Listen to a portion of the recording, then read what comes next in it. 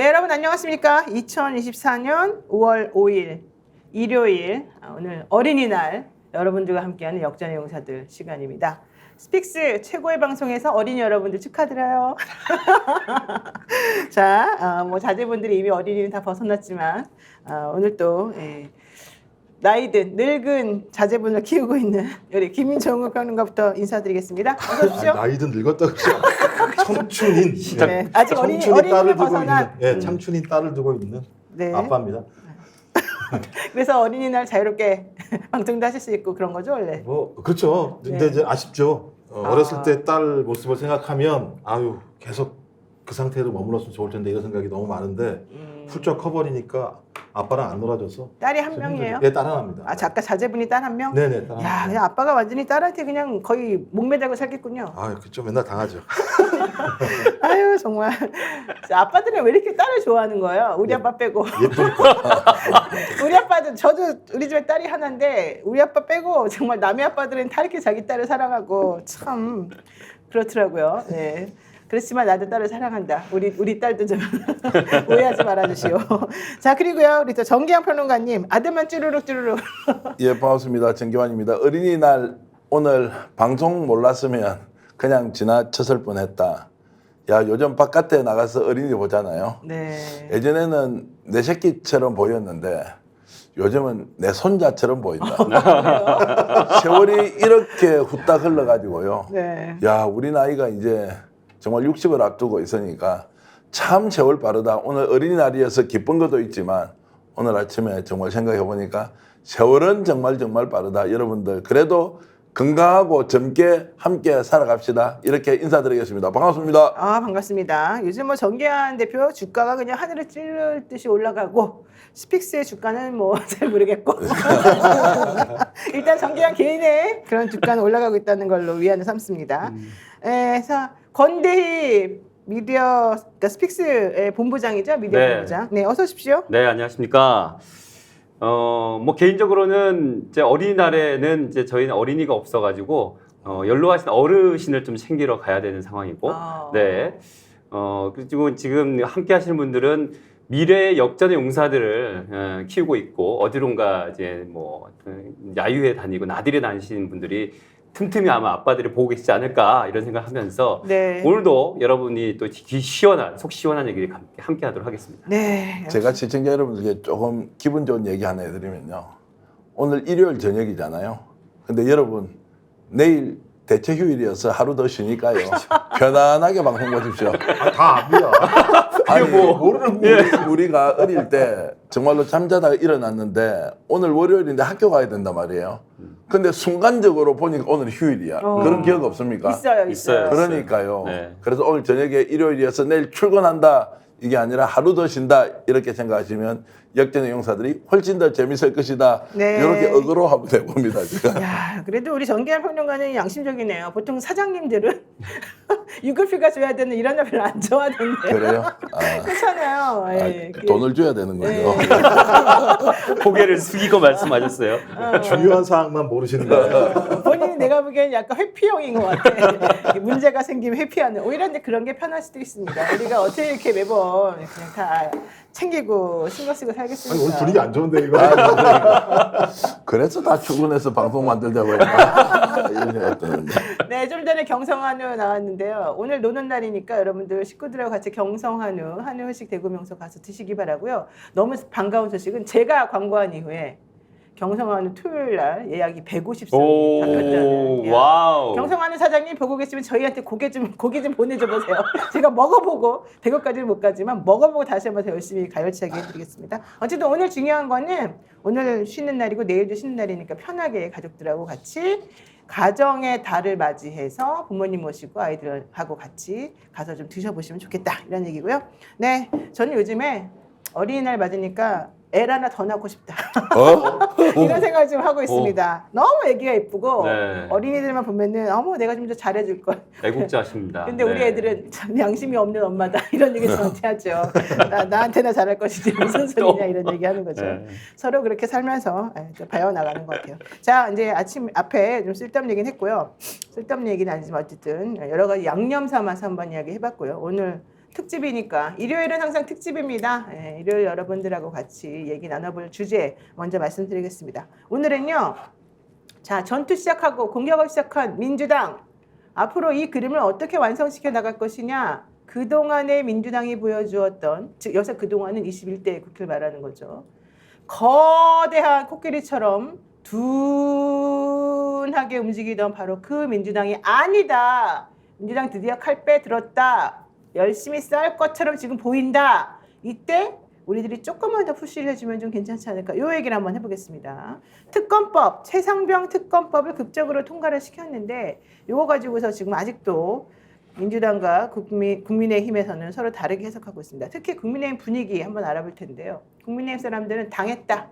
김진표하고 홍익표가 우리를 뭐 먹인 거다. X 먹인 거다. 지금 이렇게 생각하고요. 너네들 그런 식으로 비겁하게 치사하게 나올 거냐? 이래요. 그래서 김진표 의장에게는 이게 만약에 처음부터 그냥 안건으로 얘기가 되고 논의라도 한번 됐었으면 우리는 절대 5월 2일 날 본회의 안 열었고 이거 찬성 안 했을 텐데 왜 우리 애들을 전혀 속이고 안 할 것처럼 태도 취했냐, 첫 번째.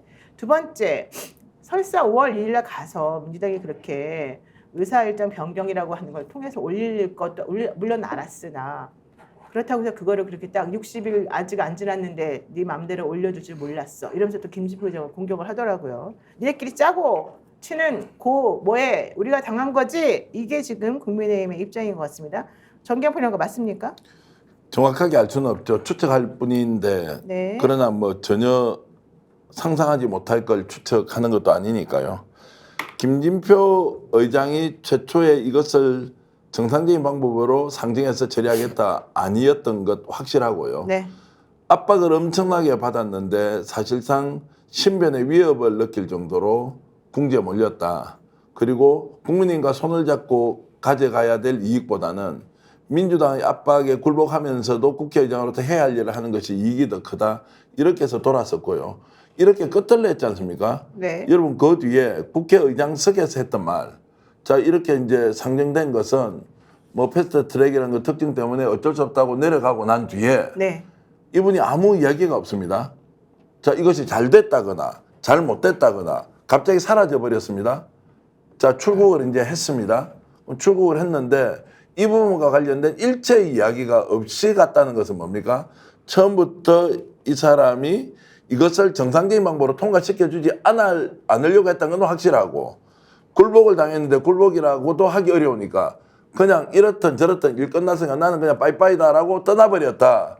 이렇게 일단 보는 것이 정확할 것 같습니다. 민주당에서 지금도 부글부글하고요. 배신감 느끼고 고맙다고 생각하는 사람 한 명도 없다. 이렇게 보는 것이 맞습니다. 그러니까 지금 국민의힘에서는 애써 김진표 의장이 마치 꼼수 부린 것처럼 생각하고 있고 주장하고 있으나 그것은 제가 보기엔 면피용이다.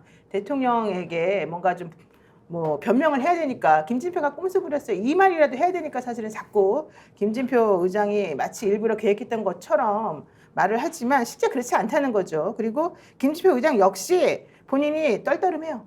지금 네. 현재 만약에 본인이 계획을 세워가지고 일부러 국민의힘이 안 받을 걸 알기 때문에 내가 이런 식으로 할 수밖에 없었다라면 이런 식으로 행동하지 않죠. 당연히 어떤 식으로든지 간에 이 계획이나 뭐 일정이나 이런 것들에 대해서 사전에 미리 뭔가 좀 조정을 하거나 이런 걸 했었겠죠. 게다가 끝나고 난 다음에도 분명히 자신의 공을 설명을 했을 겁니다. 그리고 향후 어떻게 하기를 바란다는 거더라도 주변에 흘러나오는 말에도 나와줘야 되는데 그런 게 하나도 없고요. 오히려 화가 났습니다. 제가 알기로는. 김진표 의장은 내가 어쩔 수 없이 외압에 굴복했다. 지금 이것 때문에 매우 화가 나 있는 것으로 제가 듣고 있고요. 그런데 그렇다면 그 외압이라고 하는 게 저기 실체가 무엇이었냐. 요게 지금 궁금해지는 상황이었단 말이에요. 김종욱 박사님, 민주당은 그러면 어떻게 김진표를 눌렀습니까? 스픽스 때문에 눌려졌죠?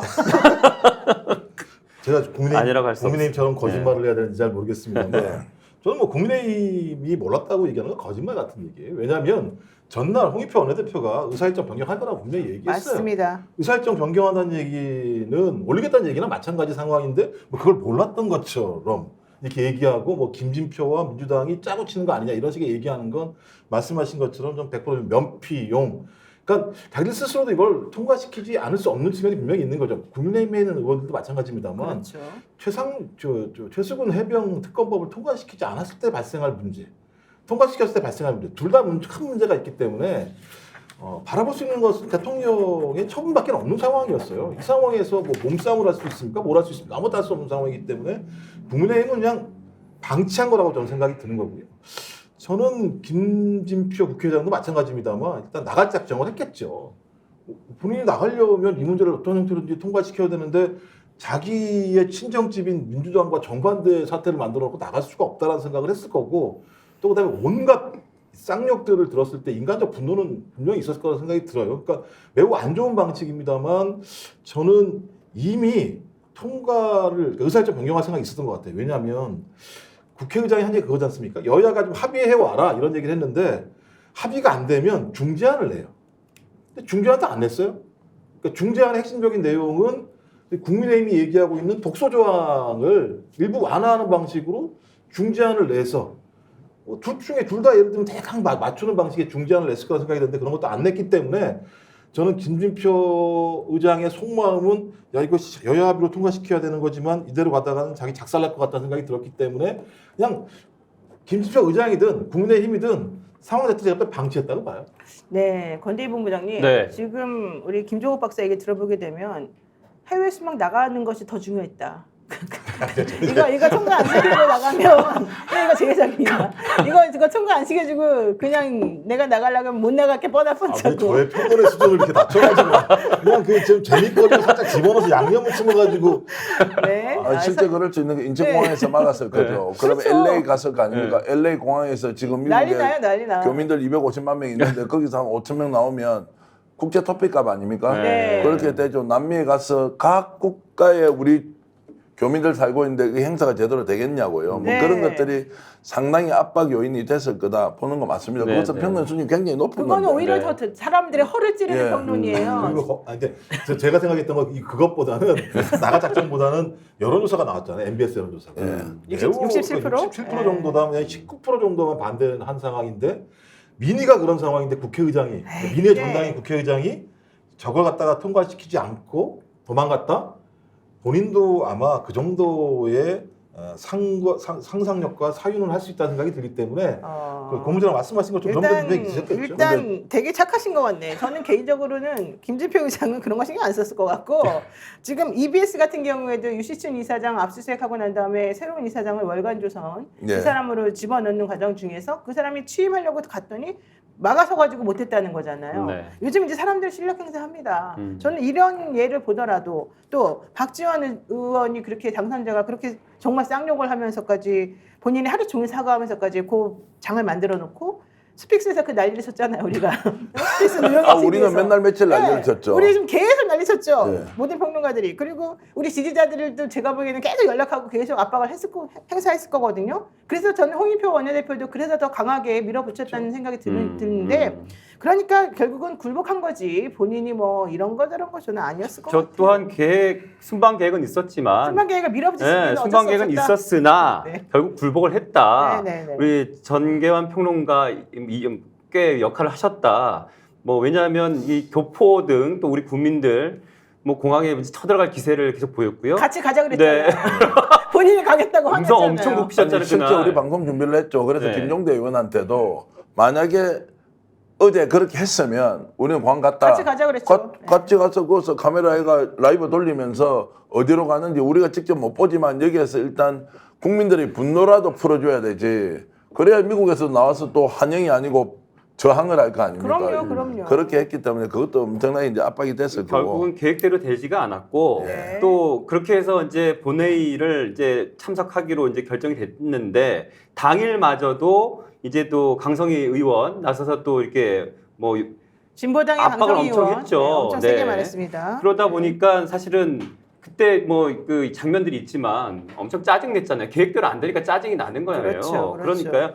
사실 이런 것들이 결국은 굴복을 시켰다 이렇게 봅니다. 네. 근데 의정사상 이게 엄청나게 중요한 의미가 있는 게요. 패스트 트랙으로 이제 돌아왔던 181의 이제 외부의 이런 일정 소화가 국회에서 이제 상정하지 않으면 안 되는 걸로 결론이 났다는 거예요. 만약 이분의 이 문제가 정말로 국민들이 바라지 않는 방향으로 갔을 경우에 자 앞으로 이런 방식으로 패스트 트랙으로 돌아오는 법안들을 어떻게 할 거냐. 이제 무조건 상정해야 된다. 이걸 거역할 수 있는 사람은 누구도 없다. 어렵다라는 걸 쐐기를 박는 것이기 때문에 오히려 저는 여야 간의 협상의 여지나 협상력을 높여줄 가능성도 있다. 이걸 돌아가는 순간에는 네. 최악의 상황이 오기 때문에 국민의힘은 협상에 적극적으로 나설 수 있는 오히려 요인이 되어서 이것이 오히려 국회를 정상화하는 데 굉장히 중요한 역할까지 할 수 있다 이렇게 저는 봅니다. 그러니까 이게 법안이 신속 처리 안건으로 이제 돌아서 사실은 국회에 부의가 되어 있는 상황인데 여기서 맹점은 60일 이내에 해라 이런 거였단 말이에요. 그런데 너무 안타깝게도 이 신속 처리 안건을 올린 게 좀 며칠만 더 빨랐었으면 괜찮았는데 며칠 조금 늦는 바람에 5월 29일 회기를 지나서 그 60일이 완성이 되는 거예요. 그러니까 정말로 나쁜 마음을 품고 정말로 국회의장이 가지고 있는 권한을 나쁘게 행사하려는 생각이 든다면 60일 아직 안 됐지 않느냐 이러면서 5월 29일을 쓱 넘겨버려. 그러면서 아예 그냥 회기 자동 폐기되도록 회기가 바뀌어버리니까 그렇게 할 수 있었는데 이번 같은 경우에는 국회의장이 그렇게 얘기했어요. 60일 아직 안 넘었지만 어차피 회기가 넘어가는 상황이기 때문에 이거는 해야 될 수밖에 없는 거 아니냐. 그래야지 이 신속 처리 안건을 올리게 된 취지가 살아나는 거다. 이걸 본인이 딱 입으로 말했거든요. 그러니까 앞으로 저는 이게 매우 그런 의미에서 앞으로 어떤 법안이 올라오더라도 그렇게 처리할 수 있도록 해주는 면에서 참 중요하다. 그러니까 이 문제는 그러니까 패스트트랙 문제도 있습니다만 네. 저는 이제 뭐라고 얘기했냐면 김진표 국회의장은 독재에 부역을 하고 있다고 얘기를 그렇죠. 했어요. 맞아요. 왜냐하면 대통령이 계속 거부권을 행사하는 상황이 벌어지니까 네. 여당은 협상을 전혀 하지 않는 상황입니다. 그러니까 여당은 야당이랑 협상할 필요가 없어요. 대통령이 거부권 행사할 거니까 그냥 대통령 말만 따르면 되는 상황인데 이 상황에서 유일하게 여기에 대해서 견제할 수 있는 사람은 국회의장밖에 없어요. 네. 근데 국회의장은 직권상정도 안 하고 의사일정 변경도 안 하는 상황이 벌어지게 되면 국회는 아무런 역할도 없고 대통령의 자기 생각대로만 국회가 돌아가는 방법밖에 없기 때문에 독재가 완성되는 거거든요. 그러면 그 독재에 부역한 사람은 누굽니까? 그렇죠. 단 한 명이죠. 입법부의 수장이 국회의장이 그것도 야당 출신의 국회의장이 독재를 완성시키는 부역행위를 한다라고 하는 것이 네. 민주주의 국가인 한국에서 얼마나 창피한 일이고 오욕의 역사인지에 대해서 좀 본인이 알았으면 좋겠어요. 근데 제가 볼 때 말씀하신 것처럼 국회의장이 그런 예를 들면 절박함을 모르는 건 같긴 해요.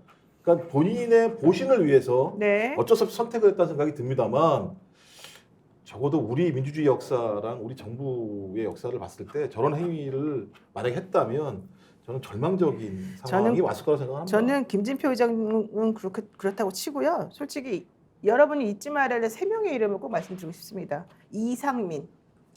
이상민 의원 국민의힘으로 갔지만 그전에는 어떻게 했습니까? 특검 꼭 해야 된다고 주장했던 사람이에요.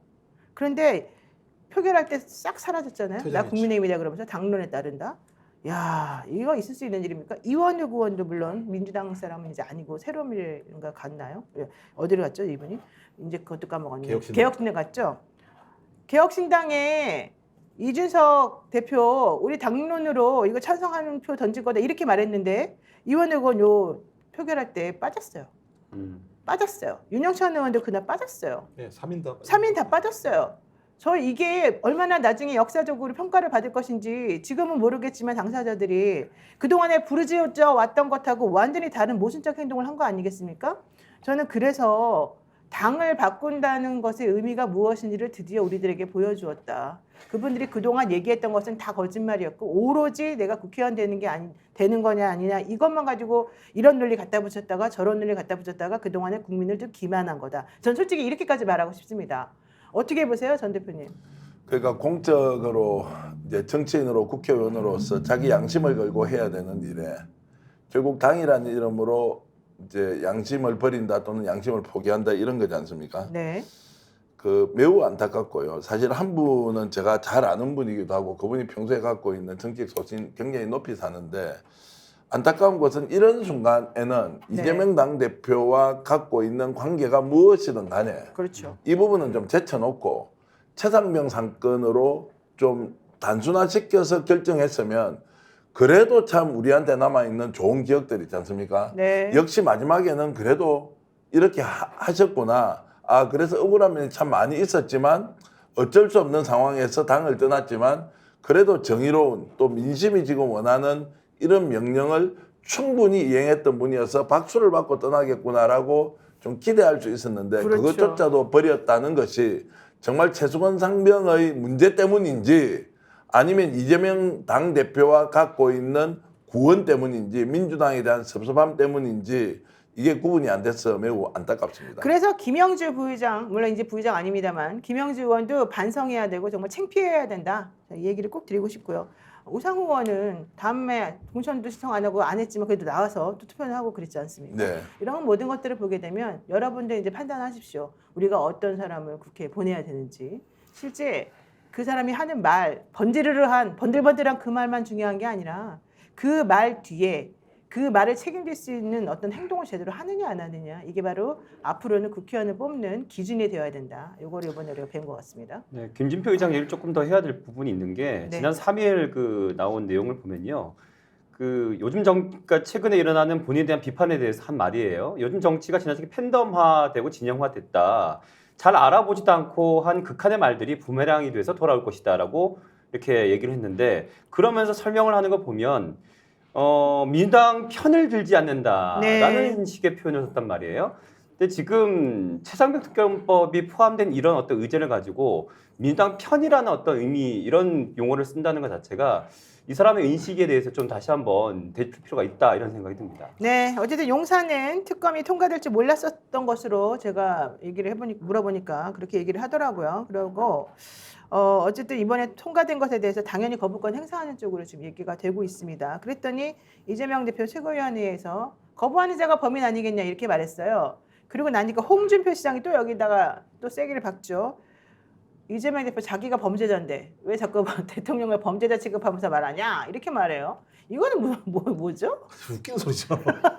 아니 본인이 검사면 우리 헌법, 현행법 잘 알 거 아닙니까? 무죄 추정의 원칙이 분명히 있는 거고, 지금 이런 재판이 1심 판결도 난 게 아니고 서로 다투는 상황인데 범죄자라고 얘기를 하고, 그러면 자기 대통령한테 얘기하죠. 대통령은 범죄자를 만났냐고 물어보는 게 뭐 원칙인 거죠. 네. 그러니까 저는 홍준표 대구시장 같은 경우는 자기 말이 진리라고 생각하는 것 같아요. 그러니까 제가 볼때 병이죠. 되게 중대한 병이라는 병이에요? 생각이 들고, 중대한 병인 거니까 자기 생각과 다른 말을 하는 사람들의 말은 다 거짓말이거나 문제가 있는 말이라고 규정을 하고, 거기에 대해서 무조건 자기가 말로 공격을 해야 된다는 생각을, 그렇게 살아가는 사람이 어디 있습니까? 저 같은 피곤해서 못 살아요.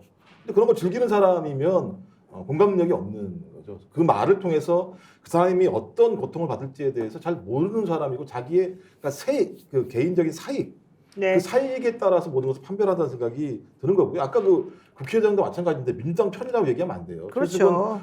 최수근 그 해병 특검법은 야권이 전체가 예를 들면 연합을 해서 이 문제만큼은 꼭 해야 된다라고 하는 특검법 발의를 했기 때문에, 거기다 또 국민들의 70% 이상이 요구한 상황이기 때문에 국민과 야당 모두가 원해서 소위 최수근 해병의 죽음의 진실 또는 네. 그 죽음의 진실을 왜곡시키려고 했던 대통령과 대통령실의 행위에 대해서 만천하에 드러내고 밝혀라.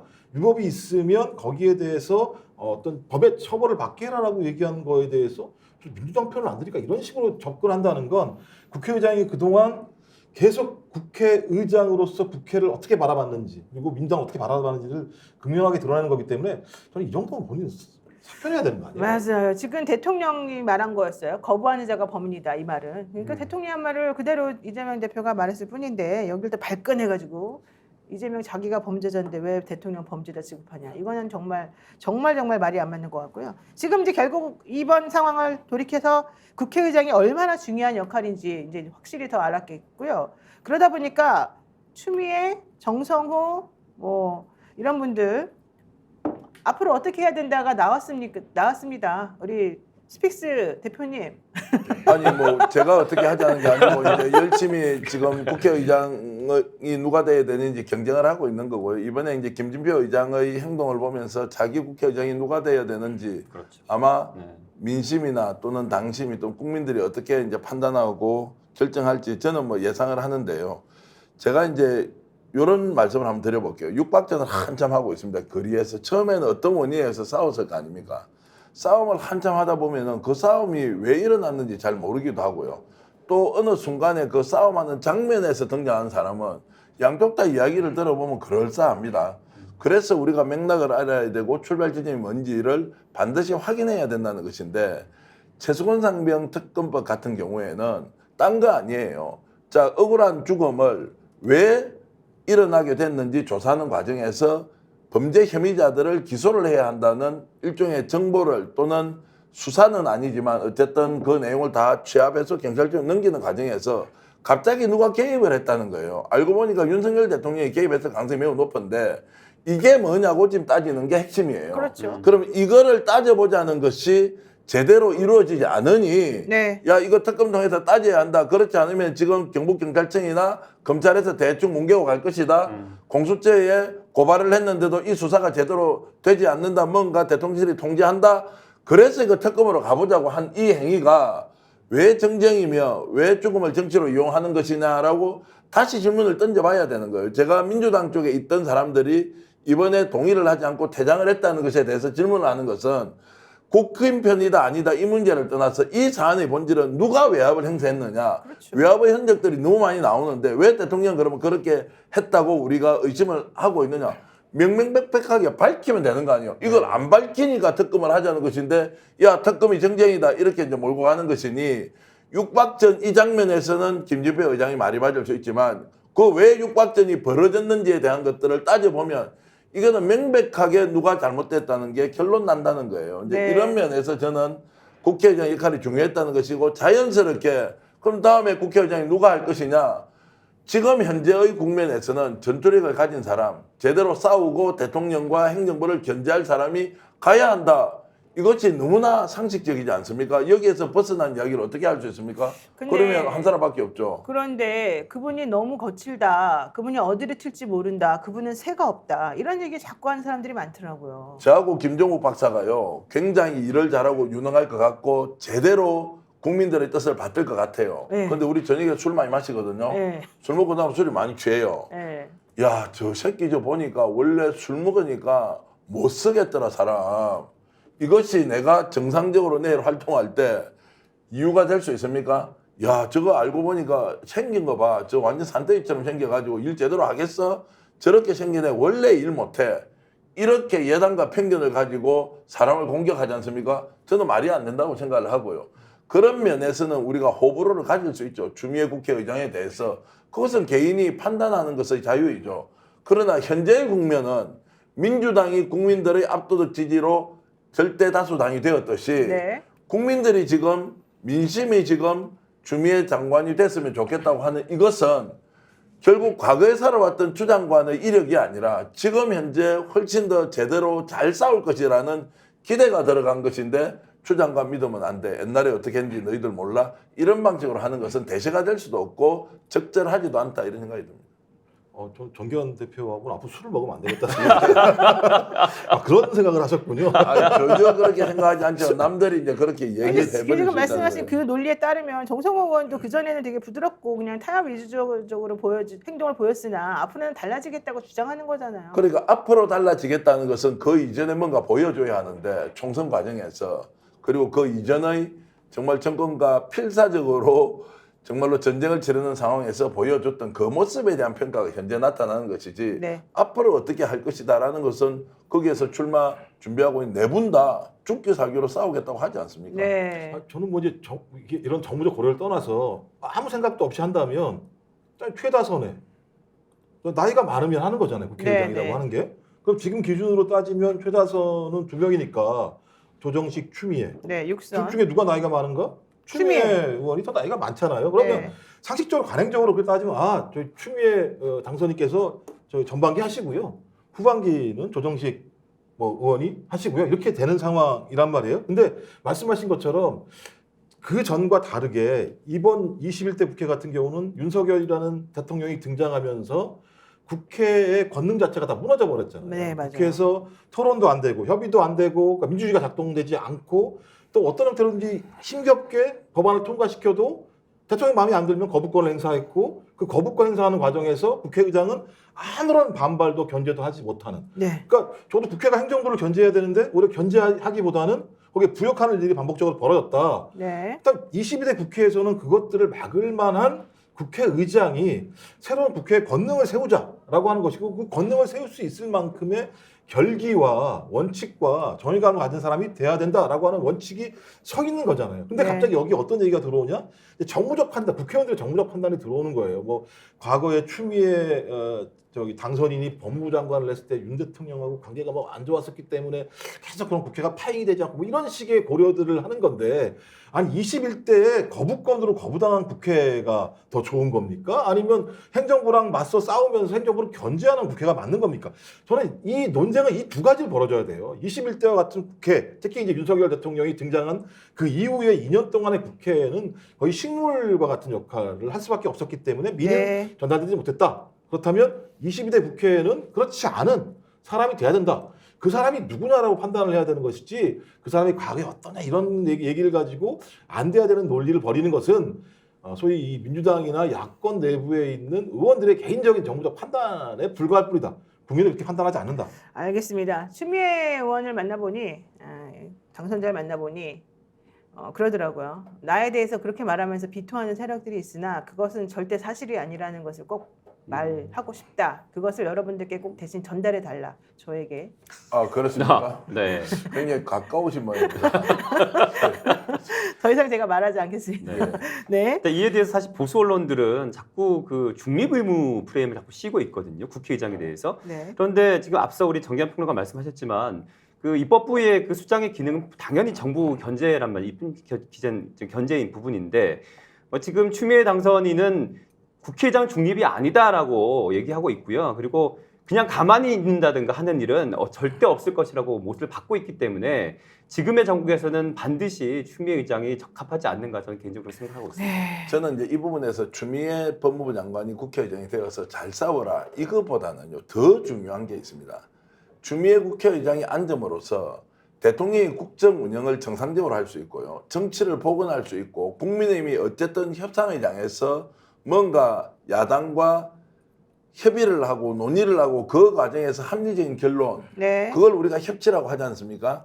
이런 거를 만들 수 있는 기초나 토대가 되기 때문에 만약 그렇지 않은 상황이 오면 자 국회가 대통령이 있지만 선출직 국회의원들이 모여있는 국회라는 원래 기능을 가지고 상권분립 국가에서 네. 국회의장이 헌법으로부터 부여받은 권한 행사하겠다. 이것이 얼마나 안정적으로 국정 운영하는데 좋은 보석이 될 거냐 이렇게 보면요. 더욱더 지금 추미애 전 법무부 장관이 국회의장 자리에 앉는 것이 전국을 안정시키는 데도 도움이 된다 이렇게 봅니다. 네, 이준석 대표, 개혁신당 대표는요, 윤 대통령에게 특검에 대해서 거부권 행사하지 마세요.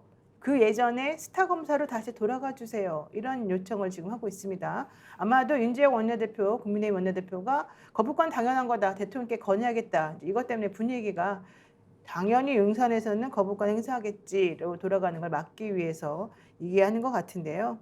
앞으로 정말로 이렇게 되면 더 큰 문제가 발생할 것이다를 말씀드립니다. 왜냐하면 이거 끝나고 나면 결국 22대 국회에서는 김건희 특검법을 무조건 통과시킬 수밖에 없거든요. 그럼 여기에 대해서 대통령, 최상병 특검도 거부하는데 김건희 특검법을 받아들이겠습니까? 당연히 또 거부권을 행사하겠죠. 그동안에 그렇게 9번, 10번 거부권 행사해가지고 입법권을 다 무력화시켜서 문제가 크고 혼자 독재하냐 이런 얘기 들었던 대통령이 22대에서도 똑같이 행동한다?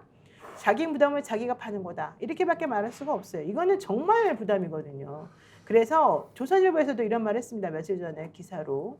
특검을 만들어낸 거는 대통령 자신이다. 반성해라. 왜 맨날 이런 식으로 일을 하냐. 이런 얘기가 지금 나오고 있는 상황이에요. 자, 그렇다면 이제 해야 될 건 민주당 얼마나 강경하게 일사불란하게 치밀하게 작전 잘 짜가지고 제2요구권 행사하더라도 그거를 무력화시킬 수 있느냐. 그게 바로 이번에 효능감이란 말입니다. 총선에서 사람들이 200석은 비록 못 얻었지만 왜냐하면 200석까지 주는 예는 사실 거의 없죠. 그렇지만 200석에 준하는 표를 준 이유는 이거 가지고 싸워도 된다. 니네가 싸울 수 있다. 이거 아니겠습니까? 근데 민주당이 지금 이 분위기인데도 불구하고 만약에 제2요구권에 가로막혀서 거부권 행사를 막아내지 못하고 또 주저앉는다. 이러면 완전 끝장나는 거거든요. 저는 그래서 이번에 민주당은 물론 박찬대 의원을 뽑는 것도 다 이유가 있겠습니다만 원내대표를 뽑는 것도 지금 21대에서 마지막으로 이 거부권을 무력화시킬 수 있는 작전을 잘 짜가지고 강경하게 나가기를 지금 다들 그냥 일치단결했다. 이렇게 보는 게 맞는데 정기한 대표님 어때요? 뭐 그렇게 이제 지금 드러나고 있습니다. 실제로 얼마나 잘할지 저는 지금 민주당 계열 범야권이 지금 한 171석, 172석 네. 뭐이 정도로 계산을 할 수 있을 텐데 그러면은 17에서 19표 정도를 국민의힘에서 가져와야 되는데요. 요거를 이제 어떻게 지금 계획을 세우고 있느냐 이게 좀 더 구체적으로 나와야 된다고 생각하고요. 네. 자, 두 가지 아닙니까? 하나는 실제로 기적을 만들어서 200석을 넘기자. 근데 분위기로 보면 지금 굉장히 어렵습니다. 왜냐하면 윤재욱 지금 원내대표가 직접 나서서 저렇게 얘기를 했다는 것은 표가 넘어가지 못하도록 하는데 쐐기를 박았거든요. 그렇죠. 거부권 행사 바로 해주세요. 이것은 거부권 행사를 해달라는 것이 아니라 지금 자당의 국회의원들이 따로 움직이지 말라고 하는 경고가 이제 포함되어 있고 그럼에도 불구하고 민주당이 최수근상명 특검에 대한 당위성을 가지고 설득을 했을 때 네. 국민의힘 의원의 표를 몇 표 정도 가져오느냐 이게 굉장히 중요한데 한 표도 못 가져오지 않습니까? 네. 이러면 저는 정치적으로 실패했다고 보고요. 한 5표라도 가져왔다 성공했는데 자 제2 요구에 제2가 결국 부결로 끝이 났지만 만약에 10표 이상을 가져왔다 하지 않습니까? 이제 이것은 상황이 완전히 달라질 수 있다. 그래서 이것이 단순히 제 의결이 부결되고 가결되고의 문제가 아니라 몇 석의 국민의 표를 가져오느냐는 것은 박찬대 원내대표가 엄청 일을 잘해서 뭔가 명분을 만들고 실리도 챙기면서 국민적 요구를 받아내는 결론을 만들어야 하는 중차대한 의무가 있다. 네. 자, 요게 있고요. 그런데 최악의 상황도 가정할 수 있습니다. 자, 171표가 안 되고 165석밖에 안 되는 수도 있을 거 아닙니까? 자, 이제 이럴 경우에 그럼 어떻게 하느냐? 네. 어떻게 돼요? 아니 그러면 지도력이 붕괴돼 버린 거죠. 아니 자당이든 범야권이 한 목소리 표를 못 냈다. 이제 이런 거는 가정하기는 어렵지만 그런 일이 생길 수도 있으니 지금 현재 분위기에 의존해서 이 상황을 그대로 놓고 할 네. 것이 아니라 네. 지금 여당 의원들 접촉 가능한 당선되지 않는 의원들에게 끊임없이 설득을 해서 한 표라도 더 얻어내는 정치력 발휘가 지금 박찬대 의원의 첫 번째 과제다 저는 이렇게 그러니까 말씀드립니다. 재석의원이 168이었는데 그들이 다 만장일치로 오케이를 해가지고 사실 특검법이 통과가 된 거예요. 네. 그래서 저는 최소한 168석은 넘길 것인데 이제 그 플러스 몇 표나 더 가져올 것이냐가 네. 이제 관건이라는 거죠. 민주당 새 원내대표로 3일에 선출되던 박찬대 의원은 이번에 이렇게 말하고 있습니다. 김건희 여사 특검법 22대 국회에서 당론으로 재발의해서 통과시키겠다.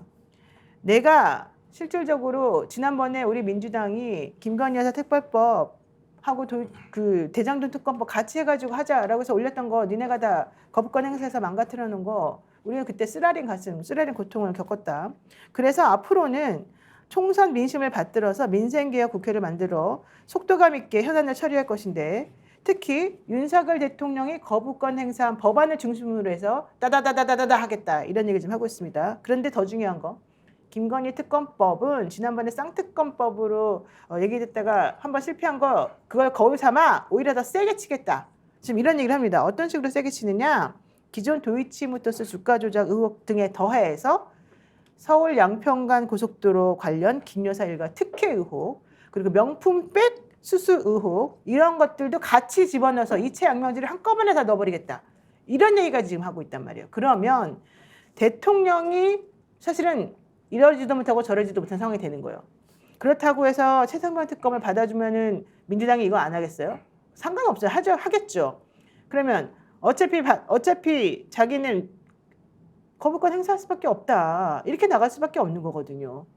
이거 지금 모양 결과적으로 이렇게 하나 저렇게 하나 완전히 망하는 것밖에 없는 거 아닙니까? 그 뭐 제가 볼 때는 충돌밖에 없는 상황인 거죠. 그러니까 근데 문제는 뭐냐 그 원인을 누가 만들었냐에 대해서 그러니까 대통령이 거기에 대한 태도가 바뀌지 않으면 싸울 수밖에 없는 거죠. 네. 그러니까 이태원 특별법 문제이든 아니면 최수근 해병 문제이든 정부가 그분과 관련해서 잘못된 행동을 했다는 것. 그다음에 나머지 세 가지는 김건희 부인 문제이기 때문에 거기서 발생한 문제에 대해서 본인들이 죄가 없다고 해서 지금 주장하는 거잖아요. 죄가 없으면 수사를 받아도 문제가 없는 건데 소위 일부 조항, 그러니까 특검법의 일부 문구의 조항 때문에 받을 수 없다라고 핑계를 댄단 말이에요. 네. 저 그렇다면 이거는 뭔가 진실이 담겨져 있다는 생각이 들기 때문에 네. 당연히 거부권을 행사해서 최대한 뒤로 막을 수밖에 없는 상황으로 갈 수밖에 없고 그럼 민주당 같은 경우도 마찬가지입니다만 이번 국회에서 소기의 성과를 내야 되겠죠. 그러니까 네. 18명 정도를 이쪽으로 끌어오는 끌어온다는 건 쉽지 않은 상황이기 때문에 말씀하신 것처럼 야권 진영을 최대한 결집시켜서 소위 찬성표를 하게 만들어 놓고 저쪽에서 7, 8명 정도를 갖고 오는 싸움을 해야 되는 거죠. 왜냐하면 22대 국회 같은 경우는 동일한 사람은 아닙니다만 22대 국회에서 8석 정도를 가져오게 되면 소위 거부권 행사를 거부하지 못하도록 할 수 있는 부분이 분명히 있고 그 부분과 관련해서 계속 현 정부가 야당과 국민과 싸우겠다면 아예 거부권 자체를 행하지 못하도록 탄핵할 수 있는 숫자까지 만들 수 있기 때문에 저는 이번 21대 국회 29일 날 아마 열릴 것 같은데 네. 여기서 178명 정도의 사람들을 178. 예. 예. 왜냐하면 이제 한 50명 정도가 지금 22대 못 가는 사람들이기 그렇죠. 때문에 예. 안 나올 수도 있고 여기 그냥 보내기 아예 안 나가나 귀찮아 죽겠어 안 나올 수도 있고 또 나오더라도 상당히 예를 들면 부담을 가질 수 있는 측면이 분명하기 때문에 그런 사람들을 민주당이 얼마나 네. 열심히 설득을 해서 통과시킬 수 있게 하는 것인가라고 하는 것을 보여주는 게 22대 국회 가서도 지금에 있는 박찬대 원내 지도부가 잘할 수 있을 거라고 하는 힘이 될 수 있기 때문에 저는 22대 잘하겠다는 게 중요한 게 아니라 21대 때 이런 소기의 성과를 꼭 내야 된다. 이렇게 네. 생각을 합니다. 민주당은 어쨌든 이거 이외에도 간호법 제정안도 다시 올리고요. 방송상법도 다시 올리고 노란봉투법도 다 올리겠다. 그래서 전부 다 통과시키겠다는 이제 결의를 다지고 있습니다. 여기에 대해서 정의용 국민의힘 수석 대변인은 이러자면 협치를 깨자는 거다. 니네 지금 우리랑 장난하냐? 이렇게 얘기를 하고 있습니다. 최상병 특검법을 독단적으로 밀어붙이면서 우리한테는 이태원 특별법 합의해가지고 서로 마치 잘할 것처럼 하더니 니네 지금 우리를 이렇게 뒤통수를 때려도 되는 거야? 이러면서 지금 엄청나게 화를 내고 있습니다. 특별법 몰표로 본회의에 전세 사기 특별법도 몰표를 몰아줘가지고 다음 본회의에서 처리하도록 해버리고 민주당은 총선 승리에 취해가지고 양국관리법과 민주유공제법도 강행 처리하겠다는 건데 이렇게 되면 스스로 협치라고 하는 말을 할 자격이 있느냐? 니네들은 나한테 왜 이러냐? 이런 화를 냈어요. 어떻게 보세요? 자, 그러니까 민심의 역풍까지 지금 올 수 있다고 주장하고 있는데. 그러니까 차이가 나는 것은 논쟁하면 되죠. 차이가 나지 않고 본질적으로 국정농단에 해당되는 것도 협치의 대상이 되어서 주고받게 할 거냐. 이거 지금 국민들이 동의하지 않겠다는 아니죠. 겁니까? 동의 못하죠. 우리가. 동의를 하지 않고 있지 않습니까? 네. 자, 그러면 구분을 해서 해야 되는데 저걸 몰아가지고 한꺼번에 자 협치하지 않겠네 이렇게 하는 것은 네. 저는 국민들에게 자신이 뜻을 밝히는 것도 좋으나 이게 먹힐 가능성이 없다는 거예요. 핵심적으로 중요한 건 이겁니다. 지금 현재 이 싸움의 본질이 뭡니까? 네. 낱개로 따져보면 이거 왜 이러냐 저러냐 이런 겁니다. 아까 제가 비유를 했듯이 육박전 한참 하고 있을 때는 안 보이지만 저는 이 싸움이 한 건의 당권별 싸움이 아니고 종합적으로 국정농단에 대한 국가의 책임을 묻고 있는 과정에서 연쇄적이고 다발적으로 나와서 한꺼번에 처리가 돼야 되는 것이니 저는 큰 전쟁이 벌어졌고 이 전쟁은 피할 수가 없고 전쟁을 피하는 방법이 한 건만 따로 빼내서 협상을 해서 정리가 될 수 있는 게 아니에요.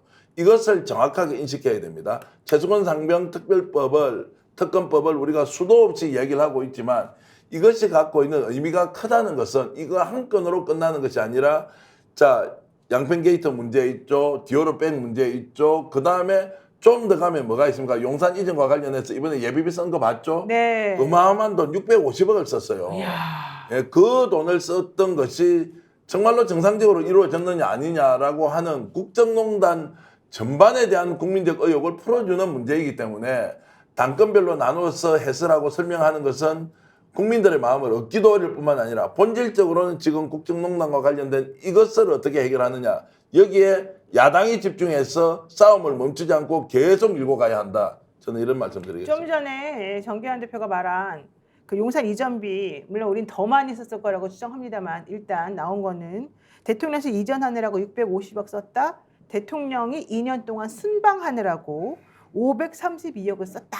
이게 얼마 전에 나왔습니다. 요 얘기들을 생각해 본다면 대통령은 도대체가 그렇게 돈 없다 그러면서 부자들은 다 맨날 생각해가지고 실제 돈 없어가지고 돈 있고 필요한 사람들에게는 한 푼도 안 지원해 주려고 하고 본인은 막 이것저것 쓸 데도 없 우리가 보기에는 할 필요도 없는 것들을 괜히 일을 만들어가지고 돈을 쓰는 것처럼 보이고 이러니까 너무 화가 난다. 사실 이제 요 얘기를 하자면 매일 같은 것 같아요. 자 지금 우리 방송 보시는 분들 구독 좋아요 눌러주시고요. 왜냐하면 저희 조금 있으면은 100만 갑니다. 근데 아직까지 86만 대에 머물러 있고 87만 요 근처에 와 있기 때문에 여러분들께서 조금만 신경 써주시면 저희들이 좀 더 힘내가지고 우리 스픽스 방송을 정말 전 세계적인 방송으로 키워나갈 수 있을 것 같습니다. 아울러 노영희 TV 시청해주시는 분들도 같이 구독, 좋아요 꾹꾹꾹꾹 눌러주세요. 자 다음 주제 가겠습니다. 이제는 여러분들이 좀 더 구체적으로 이 상황에 대해서 한번 얘기를 해봐야 될 때입니다. 주제는 이거네요. 조국 혁신당이 범야권에서 어떤 역할을 할 것이냐, 민주당과의 관계는 어떻게 가져갈 것이냐. 이게 이제 사람들이 좀 관심 가지는 부분 중에 하나입니다. 왜냐하면 조국 혁신당이 교섭단체를 사실은 하고 싶어 했었었는데 민주당에서 안 된다 이런 얘기를 명확히 했죠. 그랬더니 12척 가지고 안 되니까 좀 나머지는 좀 어떻게 좀 해달라라고 한 그 말 때문에 현실적으로는 민주당을 지지하는 찐 민주당 지지자들과 조국혁신당을 지지하는 찐 조국혁신당 지지자들이 조금 서로 다른 생각 가지고 있는 거 아니냐라고 하는 기사들이 많이 나왔습니다. 제가 이렇게 얘기하면 또 노영이도 갈라치기는 이런 말 하실 것 같은데 절대 그거 아니고 있는 현상을 한번 들여다보자 이런 얘기거든요. 자, 예.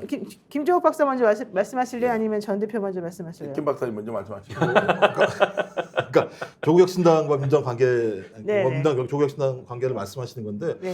저는 조국혁신당이 국민한테 약속한 게 있지 않습니까? 쇄빙선 역할을 하겠다. 그렇죠. 그럼 쇄빙선 역할을 하면 되는 거죠. 쇄빙선이 뭐죠? 앞에 있는 얼음을 깨는 역할을 하는 거죠. 그럼 이제 국민들이 원하고 있는 지점이 무엇인가? 거기에 맞게 12명이라고 하는 의석을 가지고 그 일을 하면 되는 거라 생각이 들어요. 근데 처음부터 얘기했던 게 무슨 교섭단체를 구성해야 돼 이런 얘기가 나오잖아요.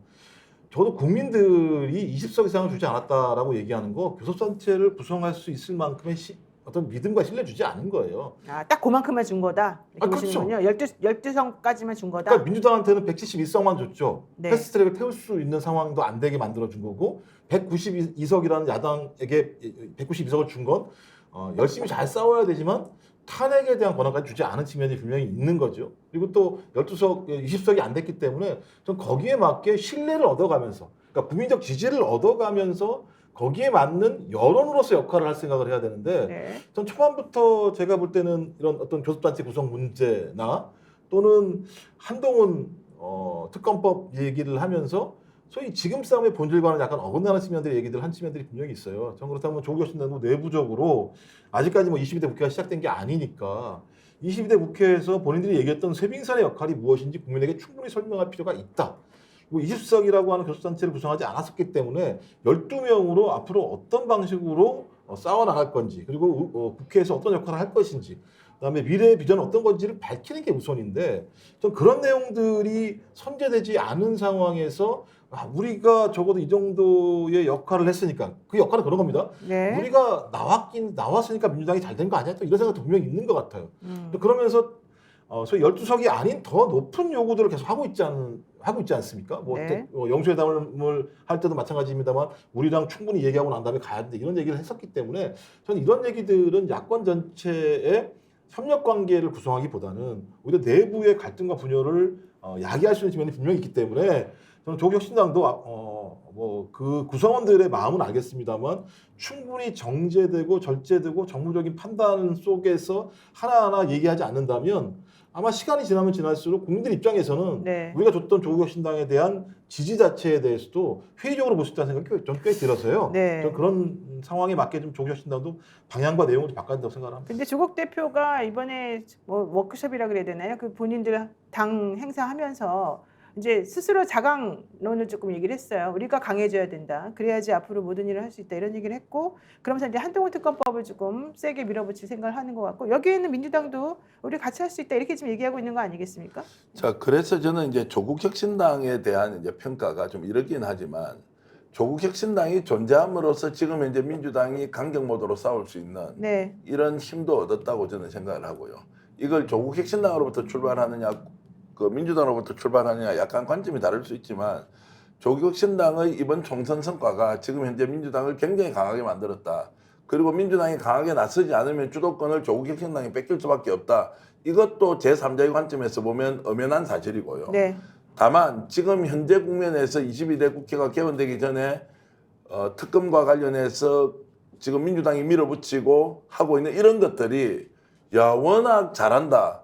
정말 제대로 민심을 반영했다라고 하니까 조국혁신당의 존재감이 싹 없어졌습니다. 지금 약간 보이지 않지 않습니까? 네. 저 당연하다고 생각합니다. 그래서 상호작용이 매우 긍정적으로 이루어지고 있다 이렇게 봐야 되고요. 국회 개원을 하지 않습니까? 자 그러면 조국혁신당이 교섭단체여서 민주당의 국회 의정 활동을 방해할 것이냐 아니면 네. 협력적 관계를 유지할 것이냐 이 문제를 저는 플러스 마이너스로 보면 충분히 교섭단체로 해주더라도 문제가 없다. 그리고 사실 정당은 양쪽 다 경쟁해야 국민들이 좀 더 좋은 양질의 선택지를 받는 거 아닙니까? 네. 혁신 경쟁해야 되죠. 그리고 정부를 견제하고 윤석열 정권을 어느 정도 통제할 수 있는 힘을 조국혁신당 가지는 게 저는 민주당이 나쁘지 않다고 생각하고 다만 이 문제를 조국혁신당이 12석인데도 교섭단체 달라 이렇게 이제 하지 않을 거 아닙니까? 그러나 민주당이 이미 교섭단체 의석수를 줄여서 교섭단체 만들겠다고 했던 공약이 있는 바라면 그것 때문에 조국혁신당이 사실은 더욱더 약진하고 오히려 거기에 대한 발언 때문에 민주당이 이익을 본 것도 있으면 이제 그것에 대해서 이번 총선이 끝났으니까 교섭단체 문제 어떻게 할 것이라고 내놓고 화끈하게 화통하게 그리고 적극적으로 이 문제를 논의해서 공론을 향해서 마무리를 지어야 한다. 이것은 민주당의 숙제이기 때문에 교섭단체 의석수와 관련해서는 적극적으로 민주당이 나서서 제안을 해야 한다. 저는 그렇게 봅니다. 네, 지금 권대본 부장님. 네. 근데 지금 조국 대표가 또 그래도 지금 잘 싸우고 있는 부분이 이런 거가 있어요. 이번에 민정수석실을 대통령이 이제 새로 만들면서, 그러니까 다시 이제 부활시키면서 김주현 전 법무부 차관을 이 자리에 앉히려고 한다는 얘기가 나오니까 아니 그 사람은 박근혜 대통령 뒤에서 검찰을 주무르던 제2의 우병우다 이런 얘기를 하면서 당신은 이런 식으로 하면은 되겠느냐라고 이제 윤석열 대통령을 향해서 또 공격을 하고 있거든요. 뭐 이러면 잘하고 있는 거 아닙니까? 뭐 같이 지금 민주당과 같은 어떤 공격의 어떤 방향을 갖는 건 좋긴 좋은데 네. 우리 국민들이 사실 이번에 총선 때 보시면 뭐 누구나 다 봐 오셨지만 네. 사실 복수의 아이콘을 본다 그러면 이재명보다 조국으로 보셨던 거고 그래서 이를 폭주하는 그 정부 여건에 제대로 싸울 수 있는 적임자를 조국으로 받고 그래서 조국 당에 바람이 거셌던 거고 네. 지금 이런 정국이 펼쳐졌는데 앞서도 좀 말씀하셨지만 이쪽 한동훈 특검법이 1호 법안이지 않습니까? 근데 사실은 지금 민주당에서는 이체는 지금 진행되고 있고 다음은 양명주란 말이죠. 근데 그런 측면에서 어떻게 보면 조금 결이 다른 법안을 가지고 지금 하고 있다라는 것이 조금씩 우려되는 상황이다. 저는 그렇게 좀 보고 있습니다. 그러니까 이체 양명주를 지금 집중해서 몰아붙이는 상황인데 여기에 한동훈 특검법을 끼워 넣게 되면 좀 네. 분산이 될 수 그렇죠. 있다. 네, 네. 그렇게- 저는 약간 다르게 보는데요. 네. 한동훈 비대위원장이 지금까지 해왔던 행태에 불법적 요소가 있지 않습니까? 그 수사 요구할 수 있는 거 아니에요? 네. 그 불법의 요소가 정말로 심각한 수준이다. 그래서 여기에서 직권남용이나 각종 범죄 혐의가 있다. 이거 수사라고 촉구하고 고발 많이 해놨지 않습니까? 네. 근데 안 된다. 발의할 수 있죠. 그럼 국회에서 의결 붙여보는 거죠. 이것이 혹시 지금 주요하게 이루어지고 있는 현안에 비해서 덜 중요하기 때문에 이것이 전체적으로 전국의 흐름에 역풍을 부릴 수 있다. 이렇게 해버리지 않습니까? 지금 이게 상황 잘못 보고 있다고 저는 생각하고요. 전쟁이 일어났는데요. 전쟁에서는 큰 전투든 작은 전투든 같이 이겨나가야 되지 크고 작은 것이 우선순위가 있긴 하지만 어느 한쪽에서는 이게 더 크다고 하면 그것대로 밀고 나가서 하는 것도 맞기 때문에 이걸 너무 민감도 있게 역풍이 분다 이런 방식으로 주저앉을 만한 전황은 아니다 이렇게 말해요. 이게 저는 왜- 이제 예. 역풍을 말씀드리는 게 아니고 예. 6월에 전개될 내용이잖아요. 이 내용 같은 네. 경우. 그렇죠. 그러니까 아무리 조국혁신당이 하고 싶어도 못하는 거란 말이에요. 근데 사람들이 한동훈 특검법이 뭔지에 대한 내용들을 설명을 해야 돼요. 그렇죠. 그러니까 예를 들면 왜 대통령에 대해서 지금 소송이 제기되고 있는데 왜 소송에서 진 거야? 일부러 진 그러니까 거죠. 법무부 장관으로서 한동훈이라는 사람, 그러니까 한동훈 개인이 아니라 법무부 장관이 대통령을 위해서 지는 재판을 하고 승소한 변호사를 갖다가 없애버린 일들을 벌였다라고 하는 것 하나. 네. 그러니까 또 두 번째 같은 경우는 고발사주 문제와 관련된 거잖아요. 이것도 음. 마찬가지입니다만 검찰총장이나 검사들이 자기들이 가지고 있는 수사 내용들을 흘려서 특정한 정치인들에게 소위 고발을 하게 함으로써 수사를 받게 하는 일들을 벌였다. 네. 이런 내용들이고 네. 세 번째가 이제 딸 문제잖아요. 네, 네. 그러니까 본인들이 조국 당대표에 대해서는 딸의 입시 문제로 그렇게 탈탈 털었으면서 네. 소위 한동훈 법무부 장관의 딸의 문제에 대해서는 왜 다른 잣대로 되느냐. 다 저는 불기소하고. 이런 문제들이 중심적으로 예열을 시켜서 국민적 분노를 만들어야 되는데 지금 주로 얘기가 나오는 게 우리는 맨 처음에 한동훈 특검법을 올리겠다는 얘기가 주로 중심으로 네, 나오니까 그렇죠. 이 사안 자체에 대한 핵심적인 내용들을 국민들이 네. 잘 알기보다는 다른 방식으로 흘러갈 가능성이 좀 높다는 생각이 들어서 지금은 법을 만들 수 아직까지 없으니 좀 5월 달에는 이 부분에 대해서 구체성을 가지고 국민들에게 설명할 필요가 있다는 생각이 드는데 네. 그런 작업들이 잘 안 된다. 그래서 그런 식으로 좀 정체화시키는 어떤 정무적인 판단과 전략적인 어떤 노력들이 필요하다 이런 말씀을 드립니다. 그러니까 좀 사람들이 그런 얘기를 해요. 너무 특검법이 너무 남발되고 있다. 너무 필요하다. 근데 여기에 그러면은 어쨌든 조국혁신당의 첫 번째 법안이 한동훈 특검법인데 그거를 통과시키기 위해서 많이 노력을 할 거잖아요. 안 되면 좀 안 되니까. 해야겠죠. 이게 당연히. 힘이 이제 확 무너지게 되니까. 네. 그런 데에서 지금 집중과 선택이라고 하는 부분이 조금 애매해질 수 있다. 이제 이런 얘기거든요. 근데 이렇게 보면 어떻습니까? 지금 한동훈 비대위원장과 윤석열 대통령의 관계가 아주 좋고 승승장구를 하고 있다. 근데 조국 혁신당이 이거 지금 특검법으로 추진해서 아까 말씀하신 세 가지 반드시 진실을 밝게 한다. 네. 했을 때 야당이 지금 느끼는 요 사안에 대한 중대성. 근데 지금 윤석열 대통령과 한동훈 비대위원장의 관계가 멀어져서 한동훈 전 비대위원장이 약간 정치의 무대에서 사라지는 듯한 이런 것이니까 이 중대한 범죄 행위로 의심되는 사안들이 묻혀가는 것도 사실은 있거든요. 네. 그러면 지금 고발 사주건이나 자녀 문제나 그리고 의도적으로 재판에서 지는 행위가 정말로 가벼운 것이냐 아니냐라고 따져봤을 때는 네. 이것을 지금 현재 처해 있는 정치적 상황을 배제하고 본다면 오히려 굉장히 중요할 수도 있기 때문에 이것은 조국 혁신당이 국민적 평가와 국민적 판단을 받는 그 행위 자체가 무리다라고 미리 예단을 가지고 저는 금을 끌 필요가 없다 이런 말씀을 드리겠습니다. 미리 예단하실 필요가 없대요. 네, 아니 저는 그렇게 아니, 저는 예를 들면 뭐가 좋다 나쁘다 말씀드리는 게 아니라 네. 방향에 대한 제안을 드리는 거예요.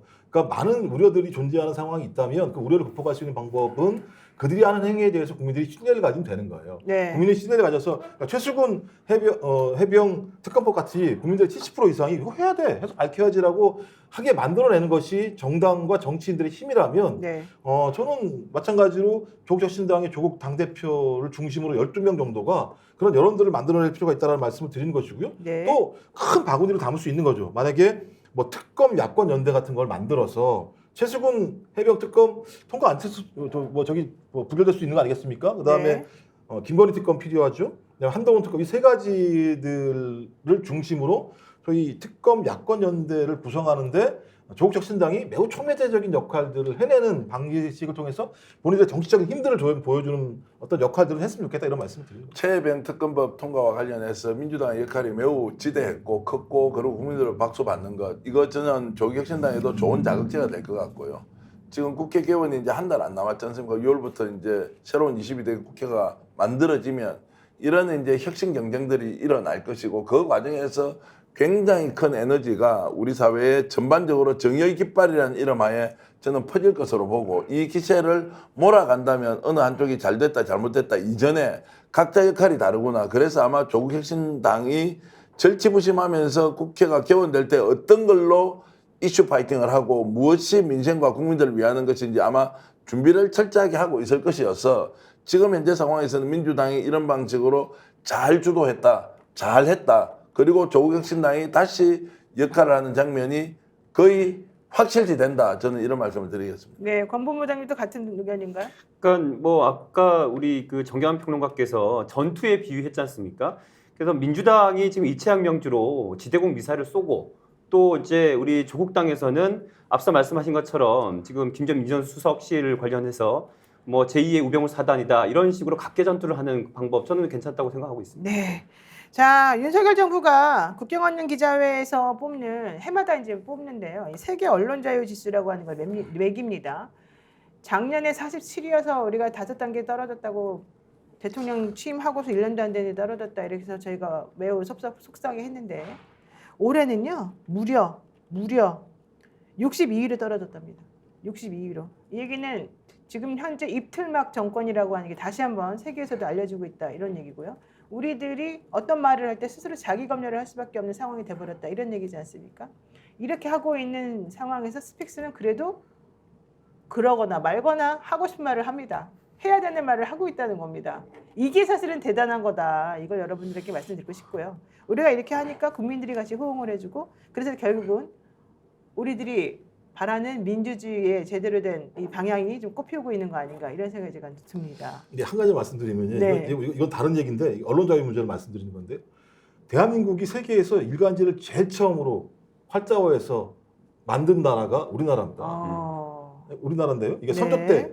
선조 때 활판을 해가지고 네. 신문을 일간지를 만들어서 했습니다. 그 얘기 뭐냐면 우리나라 옛날부터 자유로운 언론 활동들을 하게 했다라고 하는 거예요. 그렇죠. 근데 갑자기 윤석열 정부가 들어와서 아니 자기가 이 새끼라고 그랬는데 이 새끼를 얘기했다고 문제가 되고 네. 바이든 날리면 가지고 난리를 치면서 방송국에다가 고소고발을 해야 되는 사태가 벌어지면 아니 많은 언론사 방송국에 있는 기자들 같은 경우 말 한마디 하겠습니까? 그러니까 말씀하신 자기검열이 벌어지게 되는 것이고 자기검열은 뭐겠습니까? 권력에 문제가 되는 내용들은 가급적이면 숨기려고 하는 거겠죠. 그렇죠. 그렇게 되면 권력은 계속 비대해질 수밖에 없고 국민들은 그걸 통해서 더 약해질 수밖에 없는 상황으로 가도록 기자들과 언론사들을 이렇게 만들어 버리는 거잖아요. 그렇죠. 저는 그런 측면에서 어떤 형태로든지 방송상법 개정 이거 좀 22대 국회에서 하겠다고 얘기했었으니까요. 좀 방송상법 개정을 통해서 좀 방송과 언론이 정상화됐을 때 전 적어도 독재를 견제할 수 있고 또 마찬가지입니다만 그렇게 견제가 돼야지 야당도 견제할 수 있는 거죠. 따지고 보면요. 좀 그래서 좀 62위 쪽팔린 62위가 안 되기 위해서라도 우리가 빨리 법도 개정하고 그다음에 기자들 분들도 좀 열심히 좀 싸웠으면 좋겠어요. 네. 앞에 가서 좀. 네, 방송에서 김건희와 여사를 따로따로 바라보면 그것만으로도 막 징계받는 이 상황이 정말 너무너무 우픈 코미디다 이런 생각이 들 수밖에 없는데 윤석열 정부 들어서서 첫 번째 발표에서 47위를 기록했고 그 이듬해 곧바로 60위권으로 떨어졌죠. 이명박, 박근혜 정부에 이어서 60위권으로 떨어진 거는 세 번째라고 합니다. 이명박, 박근혜, 윤석열. 이게 무엇을 의미하는 건지 여러분들 한번 생각을 해보십시오. 새쌍. 네. 자, 저희들은 그럼에도 불구하고 굴하지 않고 열심히 하겠습니다. 근데 이런 사안을 이제 보고 실제로 정치를 하는 사람들이 행정 관료들이 자, 언론 자유 지수가 이렇게 떨어졌다고 했을 때 설명을 좀 해야 될 거 아닙니까? 네. 그럼 언론 자유 지수를 측정하고 평가하고 발표하는 기관이 또 종북 좌파 전체주의 세력 이런 게 아닐 거 아닙니까? 각 국가가 가지고 있는 언론의 환경을 객관적으로 통계적으로 이렇게 분석해서 나온 결과인데 네. 전혀 굴하지 않고 지금 현재 국정 운영을 이런 방식으로 하겠다라고 했을 때 자, 이것이 먹히느냐 안 먹힌다. 자, 언론 자유 지수가 떨어졌다는 것은 결국 국민들이 언론을 믿지도 않는다는 것과 동일한 단어거든요. 국가가 언론을 통제한다는 것과 동시에 국민은 그만큼 언론을 믿지 않는다는 것인데 여러분은 지금 여러분들이 보고 있는 신문을 얼마나 믿는지 아니면 신문을 안 보는 사람도 많고 요즘 방송이 그렇지 않습니까? 방송을 믿지 않는다가 아니라 방송을 아예 보지 않아 버립니다. 그럼 신문도 방송도 안 보고 어떻게 정보를 얻느냐? 저희들처럼 아주 약소한 작은 이런 데서 마이너한 데서 나오는 이야기가 차라리 진실에 가깝다. 아, 저런 사람들한테 얘기를 들으니까 세상을 실제 어떻게 돌아가는지를 우리가 판단하기가 쉽다 이런 거지 않습니까? 네. 그러면 결국 이게 어떻게 되느냐? 정권을 유지하는데 언론의 자유를 침해하는 것이 유리하냐? 아니라는 거예요. 언론사조차도 그런 정부의 통제를 받고 국민들이 생각하는 진실과 정의를 향한 도도한 언론의 취재 활동이 오히려 포기함으로써 신뢰를 잃어버리면 시장에서 살아남을 가능성이 없는데 왜 이걸 선택하고 가느냐? 결국에는 권력이 좋아서 쫓아가는 것이고 국민은 보든 안 보든 관계없다는 것이고 자신을 지지해주는 특정한 소수만 팬덤화시키면 끝난다. 이제 이런 악순환의 고리 안에서 여권이나 지금 보수 언론이 돌아가고 있는 상황 아니냐. 그러면 결국에는 다 망할 것이다. 두고 보시라 이런 말씀 드리겠습니다. 네, 국경 없는 기자회는 벌써 2차례나 성명서를 내고요. 대통령의 행보는 정부에 대한 대중의 알 권리를 위협하는 것은 물론이고 언론인에 대한 괴롭힘으로 이어지고 있다. 제발 언론에 대한 탄압을 멈춰라. 이런 얘기를 했습니다. 오늘이 아니죠. 며칠 전에 있었던 이 언론지수 62위권으로 추락 이 상황을 여러분들에게 지금 우리가 이 방송하면서 얼마나 힘든지에 대해서 같이 연결시켜서 좀 설명을 좀 생각해달라는 의미에서 제가 일부러 이걸 콕 집어서 지적을 했고요. 정기환 대표가 맨날 나 요즘 말하기 좀 곤란하다. 매우 걱정스럽다 이렇게 말하는 것의 의미가 정확히 무엇인지 여러분들도 같이 공감해 주시기를 바라겠습니다. 네, 오늘 여기까지 해야 될 것 같습니다. 한우 회식 대구명소 경성한우 죽전내거리 용산자이몰에서 1+1 한우 100g에 9,900원씩 팔고 있고요. 여러분들 드시다 보면은요. 아, 내가 미쳤나 봐 이렇게 많이 먹었어? 이렇게 생각한답니다. 너무 맛있어서 그런가 보죠? 잘 때도 기억났거든. 저도 먹고 아니 싶습니다. 경성한우 이제 고기 올려서 우리 다음 주에 반드시 서울에서 같이 가도록 하겠습니다. 판 올려놓고 정말 해야 토론하시죠. 돼요. 저도 네. 숯불에 꼭 먹어보고 싶습니다, 여러분들. 그렇지만 어쨌든 한번 가셔서 그 근처에 계시는 분들 나들이 상어 가족들하고 한번 가서 꼭 가서 드셔보세요. 왜냐하면 거기 경치도 좋고요. 넓고요. 쾌적합니다. 예, 집에서 구워 먹는 거하고 또 차원이 다르지 않습니까? 가족들하고 얘기하면서 차를 타고 가는 시간 동안은 온전히 가족들만의 또 대화가 이어질 수 있는 시간이기 때문에 저는 꼭 가셔서 1시간 이내 거리에서 계시는 분들은 무조건 같이 차를 타고 가셔서 드시라고 꼭 제가 말씀드리고요.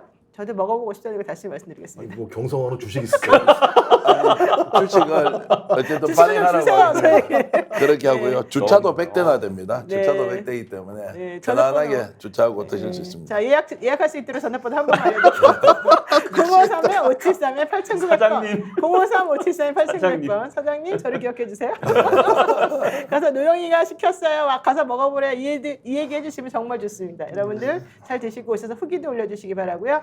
저희는 또 내일 뵙도록 하겠습니다. 저희는 내일 대체금요일이지만 쉬지 않습니다. 역전의 용사들은 여러분들과 함께 끝까지 가도록 하겠습니다.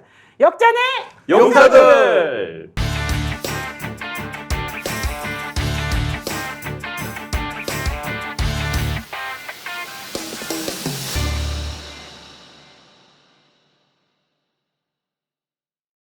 스픽스는 말하는 언론입니다. 대세는 유튜브, 그중에서 스픽스. 좋아요, 댓글, 구독, 알림 설정. 여러분이 저희를 사랑해 주시고 우리가 여러분을 사랑하는 4가지 방법입니다.